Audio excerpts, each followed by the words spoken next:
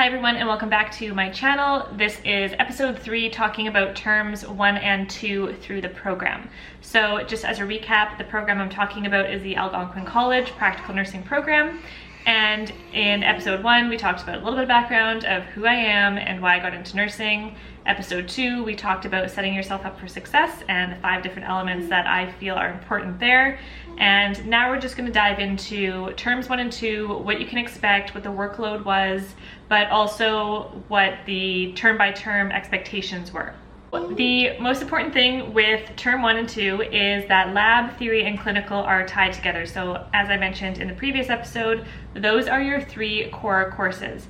Now, the major thing with that being a core element is in lab, you are not basically prepared for the fact that you have a pass-fail element in lab. And again, if you fail any of those courses, then any one of those 3, then you are redoing all 3 next term. So very important. So something I really wasn't prepared for in term 1 was this math test in lab. And most of us going through school, we're pretty good at math and going through with calculators. However, this is all a mental math component. And the lab test that you have is going through calculations on certain drug dosages and basic conversions. And now basic conversions might sound very easy of, converting ounces to pounds and things like that, but definitely not things we do day to day without our technology. So it was very valuable to review those basics and make sure that you're prepared for that math test because that comes up, I believe, a month and a half into your very first term. And it is a pass-fail. If you fail the first time, you can do it one more time, and if you do not pass at that time, you fail lab, which means you also fail clinical and theory, and you are starting all again next term. The next thing is the paramed requirements. Now, this is what it was called in my school. Yours might be called something different. The paramed requirements were things like your mask fit, your immunizations, and your CPR and police check. Now, these things take a really long time. Getting the police check alone took about 3 weeks turnaround time. So I would suggest you look into those requirements and try to jump ahead of that before you get into the term, because the term comes with its own element of a ton of work and all of the courses. And when you have to do all of these things on the side with the very limited time that you have, it can become very stressful very fast.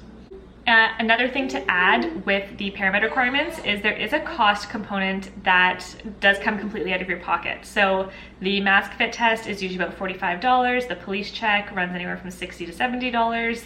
And the immunizations are free through the government of Canada. And the CPR course does come out of your pocket, running usually from about $100 to $160.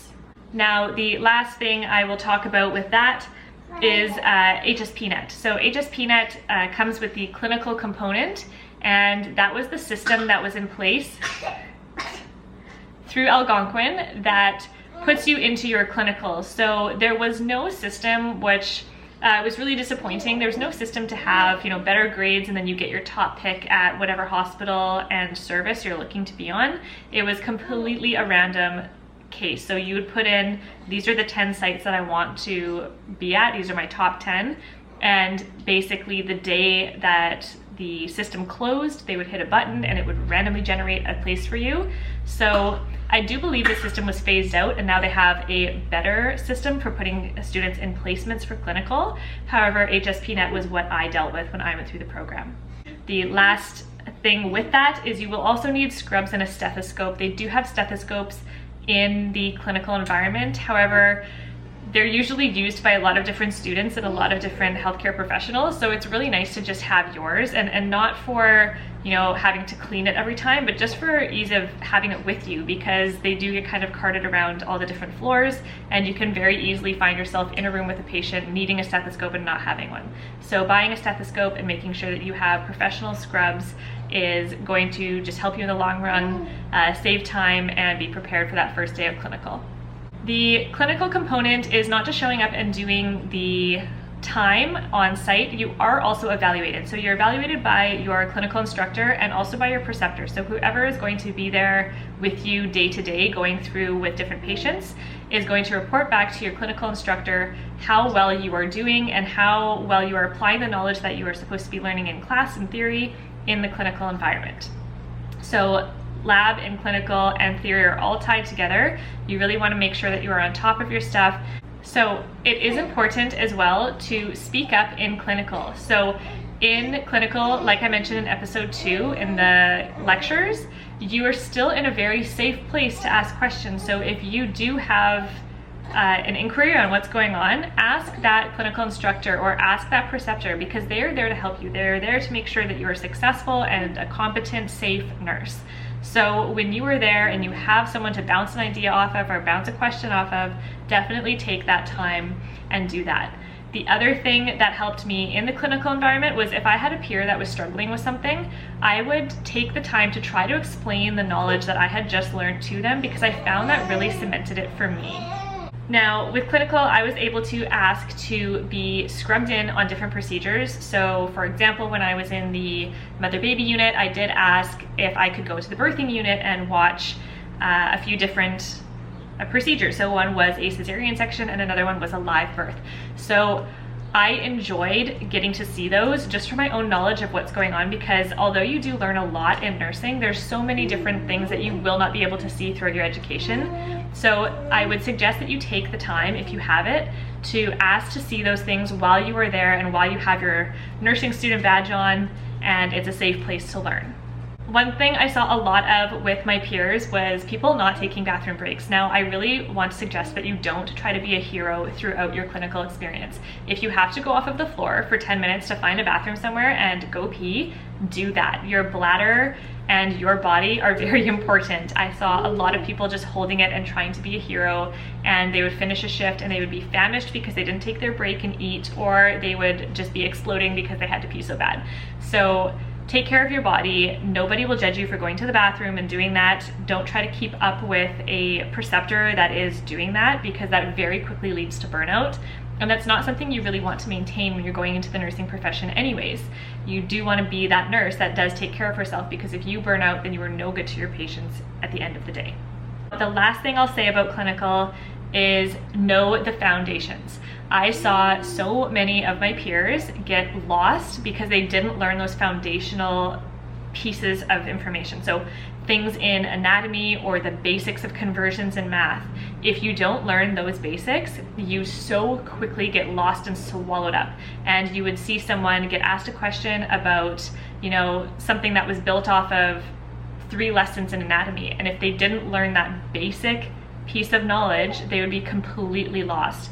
And I saw really high attrition with this. The people that didn't learn those foundational skills would very easily fall behind, because there is just no way to build on knowledge that you don't have. So you need to make sure you are maintaining this information, but also really learning it, not memorizing it. You want to be a safe, competent healthcare professional.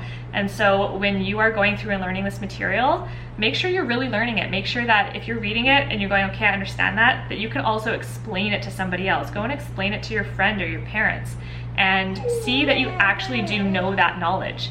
Because when you're walking down the hallway one day, working with your own license, you'll be very grateful that you know that knowledge and you're not having to look anything up. Now, I will show some examples of my notes and the way I took notes in my PowerPoints with the stickies, and also how I did some of my exam sheets, my ginormous calendar, and my notepad. Now, I did just move across the country, and all of that is in a storage facility, so that video will be coming at a later date.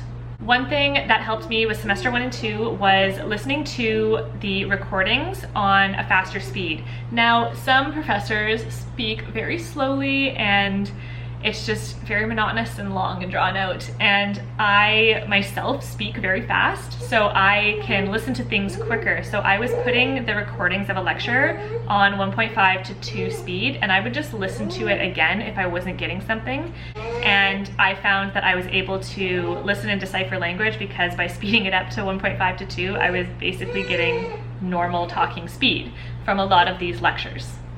This is important because you want to be very efficient with your time. You want to make the most of your study time that you have and the most of the time that you are dedicating to your nursing school. So books for terms 1 and 2, I ended up sourcing them from Amazon. A lot of the books are versions that are asked for the current year. However, if you look at the syllabus of what has actually changed from, version 1 versus version 2, a lot of the times you can get away with getting version 1 and you're missing maybe a page or some new conversion, but it's not going to take away your foundational knowledge. So I saved thousands of dollars buying my books on Amazon and sourcing them used. Another thing with the books is that you can purchase a US version even if it is asking for a Canadian version. The thing that I would look for is what are the changes between the Canadian and the US version, and a lot of the time it is just the metrics for measurement. So I found I was able to get away with getting a lot of US textbooks and getting the same knowledge and the same chapters and the same diagrams that my fellow students were getting with the Canadian versions that were bought brand new.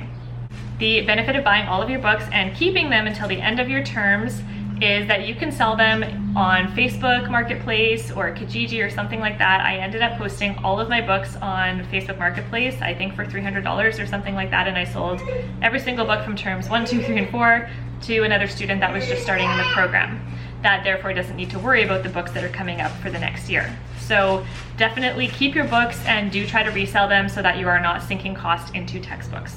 Now, I always organized my time by the rubric. So I would look at the rubric that would be set out, and every class will do this. They will say, this is the rubric of what I want to see from you, and if you hit all of these, you get a 3 out of 3, or a 2 out of 3, or a 1 out of 3. So I would always look at the rubric and go to 3 out of 3, and I would make sure I would hit every single point in that, and that enabled me to get very, very high marks, because although it's not maybe artistic and you get to do what you want to for an assignment, you are providing exactly what you're getting marked for. So you are putting in a fail-safe so that you're getting that good grade and you're providing all of the information that that professor is looking for.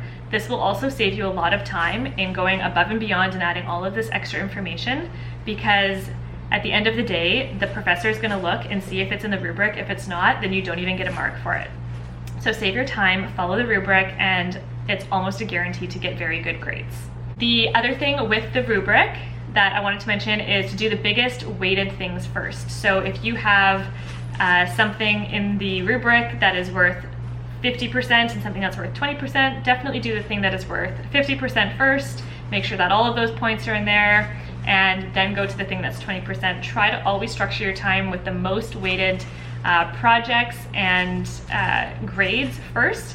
And that way if you are crunched for time at the end of the day, you will be left with just the things that have a little bit of weighting. So if you don't get it done perfectly, or maybe you don't get it done completely, it's not going to be as much of a loss to you.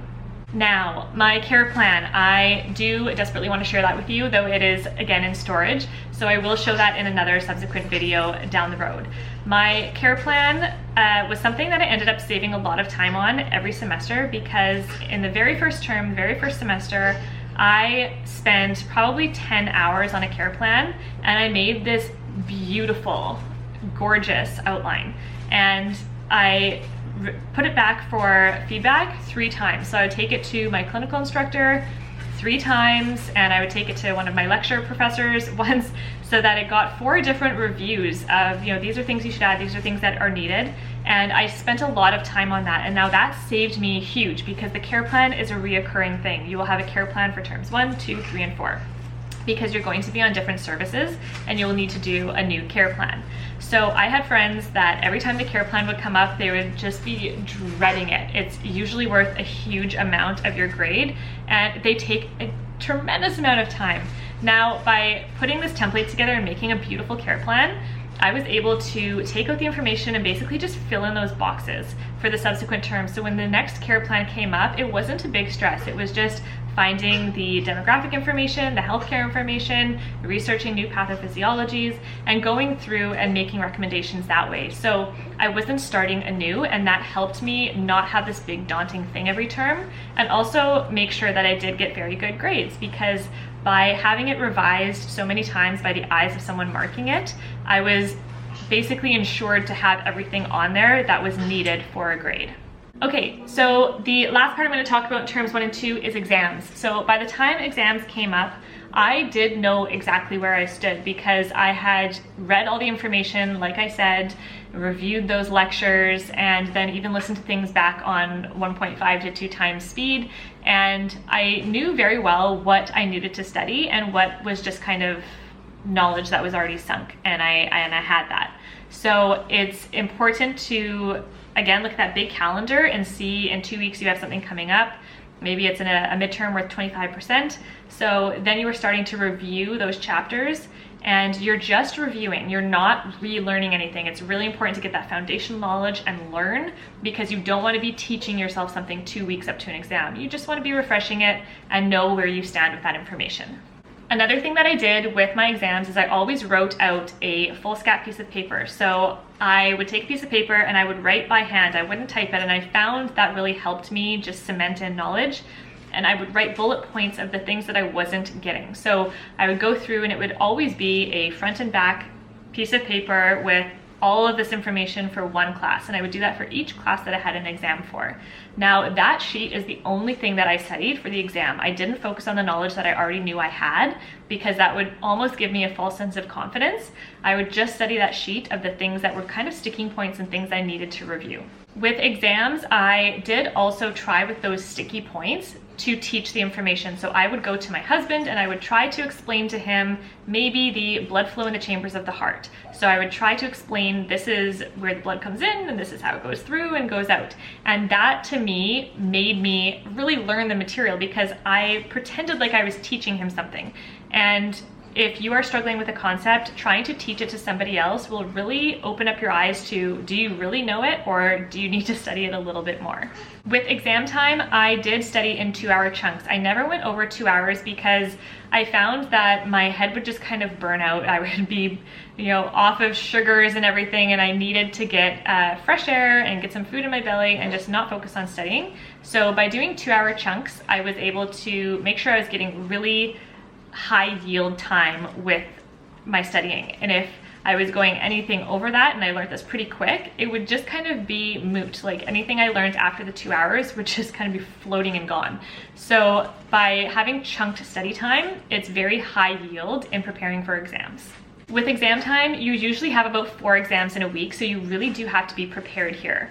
It is those times in nursing when everyone is stressing out because you have 4 different final exams, and they're all in the same week, and they're all radically different topics and testing you on different things. So it's very important to be prepared here and make sure that you are taking care of yourself. Your wellness is going to be huge here, and your time management is crucial. With exams, I never looked at things the morning of. I learned this back when I was doing business in university, because if I don't know something the morning of an exam, I am not going to learn it that morning. If anything, I am just going to stress myself out because I'm trying to cram in knowledge. So my suggestion would be not to look at anything the morning of the exam. Take it easy, have a nice breakfast, and just know that everything you've studied up to now has prepared you to pass this exam. Everything that you have learned is in there, and it's not going anywhere. And do not try to cram things in right before. Even if you do and you get it right on the exam, you're not going to have that knowledge cemented. It's maybe things that you can make a mental note of. If you go to the exam and you're going to have those questions that you don't know, just make a mental note of those, and that you can go back and you can review that information later to make sure that you actually learn it. So the majority of the exams you do get back 1 week later, so you're not waiting a tremendous amount of time to find out how well you did or if you passed or you failed.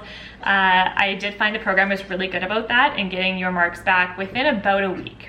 Now, the last thing I'm going to say about exams is I always think the mental state is very important with going into exams. So I would do a power stance. I learned this from Tony Robbins way back in the day, and it's really helpful to me to stand up and just puff out my chest and do a little dance and feel really confident before sitting down and doing an exam, because most of the time we sit down and we do an exam and we're curled up and we're nervous. We're thinking about all of this stuff, and exams are stressful. I'm not going to fool anyone and say that they're not stressful. So it worked for me. It might work for you to stand up, do a power stance, take a big breath of air, and do a little dance, put on a song that really makes you feel good, and then go into that exam room, and you'll just find that you enter it with a new type of confidence, a new breath of fresh air, knowing that you are focused, you know your information, and that big breath of air just kind of takes in all that stress and releases it. There is one Peloton instructor named Maddie Magicomo, and he always says you inhale the good shit and you exhale the bullshit. And it really helped me to do that before going into an exam, get rid of all those nerves and go in calm. That's gonna wrap up episode 3. Thank you very much for joining me. I apologize for all of the little noise from my little monkey over here. But I do hope that these tips for terms 1 and 2 and just what to expect can help you out going through the program. If you do have questions or you feel like I've missed anything, please do comment below and I'll try my best to fill those in if there are gaps in what I'm talking about here. So thank you very much again, and I will see you guys in episode 4. Bye.